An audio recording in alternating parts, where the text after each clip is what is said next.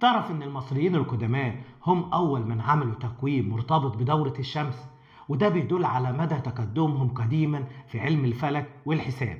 المصريين من آلاف السنين عملوا تقدم علمي غير طبيعي، لأنهم قسموا السنة ل 365 يوم، وده كان تقدم علمي وقفزة علمية كبيرة جدا في التوقيت ده. وقسموا السنة لثلاث فصول مرتبطة تماما بنهر النيل. الفصل الأول سموه إخت، وده مرتبط بموسم فيضان النيل لما المية تغمر الأراضي كلها في مصر.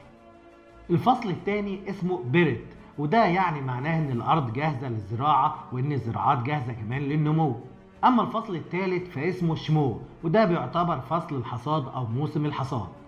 كل فصل بقى من الثلاث فصول بيمتد لمدة 4 شهور، يعني 4 شهور في 30 يوم في 3 فصول نلاقيهم عددهم 360 يوم.